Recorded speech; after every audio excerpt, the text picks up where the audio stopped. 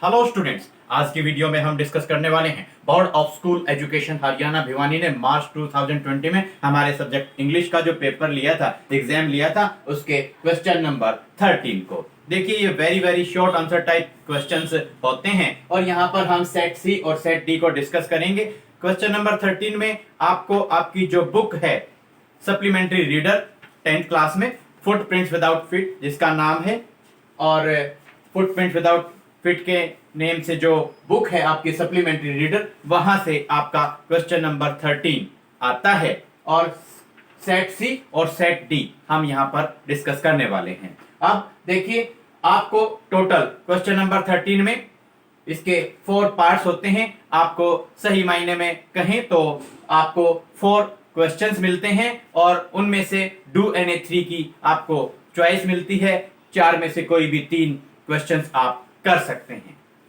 And for every correct answer you get 1 mark. हर एक ठीक उत्तर के लिए आपको 1 नंबर मिलता है। चलिए हम डिस्कस करते हैं। What was ट्रिकीज real disease? First हमारा क्वेश्चन है, ट्रिकी की असल में क्या बीमारी थी? सही मायने में ट्रिकी को क्या बीमारी थी? ये चैप्टर का जो नेम है वो है ए ट्रिम्फ ऑफ सर्जरी। आप देखिए, यहां पर जब आंसर करते हैं तो आपका आंसर बिल्कुल शॉर्ट हो, ब्रीफ हो, करेक्ट हो, अप्रोप्रिएट हो, जस्टिफाइड हो। आप इररेलेवेंट कुछ भी नहीं लिखेंगे। आप सोचें कि मैं बहुत सारी चीजें लिख दूं और जो आपसे पूछा उसका आंसर आपने दिया ही नहीं और आपको मार्क्स मिल जाएंगे, ऐसा क्वेश्चन नंबर 13 में नहीं होगा। बिल्कुल आपको एग्जैक्ट जो आंसर है वही, आप अगर छोटा सा भी लिखते हैं तो वो आंसर आपका ठीक रहेगा, आपके लिए बेटर रहेगा, अच्छा रहेगा। इररेलेवेंट हम कुछ भी लिखते हैं, कितना भी हम आंसर की लेंथ बढ़ा लें, उसका कोई बेनिफिट नहीं होता। ये हम बार बार रिपीट करने की जरूरत नहीं, आपको समझने की जरूरत यहां पर है। What was ट्रिकीज real disease? Tricky की सही मायने में क्या बीमारी थी? तो आप बताएंगे, he was suffering from no real disease. Tricky was suffering from no real disease. सही मायने में ट्रिकी को कोई बीमारी थी ही नहीं। He was only overfed. उसने खाना ज्यादा खा लिया था। And he didn't get any exercise, ऐसा भी आप लिख सकते हैं। He was overfed and he didn't get much exercise. उसने ज्यादा व्यायाम नहीं किया या बिल्कुल भी व्यायाम नहीं किया और खाना ज्यादा खा लिया, इसलिए वो that's why he fell ill, इसलिए वो बीमार हो गया। नेक्स्ट हमारा क्वेश्चन है, हु से स्टार्ट हो रहा है। Who were following the muddy footprints? Muddy footprints को कौन फॉलो कर रहे थे? मडी फुटप्रिंट्स का, पैरों के निशान का कौन पीछा कर रहे थे? ये आपको पता है कौन से चैप्टर से ये क्वेश्चन लिया गया है? Footprints without feet. तो आप हु वाले जो क्वेश्चन होते हैं उसमें केवल आप हु का आंसर आप लिखते हैं। हमने लिखा द 2 बॉयज, ये आपका आंसर है, द 2 बॉयज। इतना भी आप लिख सकते हैं, the 2 boys were following the muddy footprints. 2 लड़के मडी फुटप्रिंट्स का पीछा कर रहे थे। Which theory is discovered by Ebright? जो साइंटिस्ट हैं एब्राइट, उन्होंने कौन सी थियोरी को डिस्कवर किया था?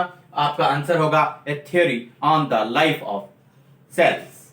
कोशिकाओं के जीवन से संबंधित थियोरी को साइंटिस्ट एब्राइट ने डिस्कवर किया था। और इस चैप्टर का जो नेम है वो है the making of a scientist. Next हमारा क्वेश्चन है, how much time did the Loisels take to repay the loan? Loisels को अपना लोन चुकाने में कितना समय लगा? आप लिख सकते हैं 10 इयर्स, या आप वर्ड्स में TEN 10 YEARS 10 years full stop इतना भी लिख सकते हैं, या आप लिखें the Loisels took 10 years to repay the loan. देखिए, एक तो बात, जब आप द लॉयजल्स लिखेंगे तो लॉयजल्स में L को कैपिटल लिखेंगे और स्टार्टिंग में जैसे आपका द आ जाएगा तो द का जो T है वो आप कैपिटल लिखेंगे। ये पंक्चुएशन जो है, पंक्चुएशन मार्क्स की जहां तक बात आती है, पंक्चुएशन रूल्स की जहां तक बात आती है, वो भी आप फॉलो करेंगे। उसके बाद में जैसे क्वेश्चन में डिड आया था और वर्ब की फर्स्ट फॉर्म टेक आई थी, तो आंसर देते टाइम आप क्या लिखेंगे?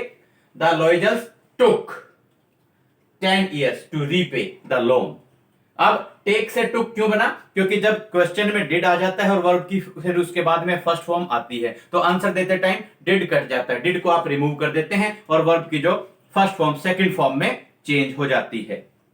ये रूल होता है, नियम है, चाहे जितनी भी बार आए आपको फॉलो करना होगा, या खाली आप बिल्कुल शॉर्ट आंसर भी लिख सकते हैं 10 इयर्स।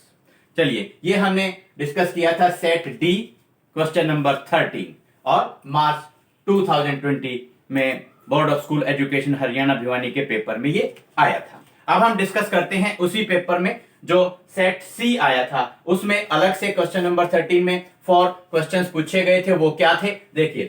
फर्स्ट क्वेश्चन है, हाउ ओल्ड वॉज अनिल। अब ये बताइए अनिल कितने साल का था। ये है चैप्टर का name, the thieves story, THIEF thieves story, चोर की कहानी। अनिल कितने साल का था, आप लिख सकते हैं 25 इयर्स ओल्ड। आप वर्ड्स में लिख सकते हैं 20, TWENTY 20, FIVE 5 इयर्स ओल्ड, या आप लिखें Anil was 25 years old, full stop.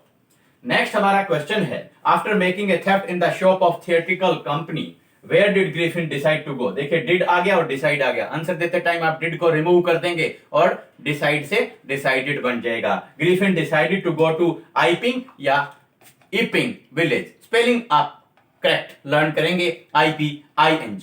Griffin decided to go to Iping village. ये जो हमारा क्वेश्चन है ये फुटप्रिंट्स विदाउट फिट से लिया गया है।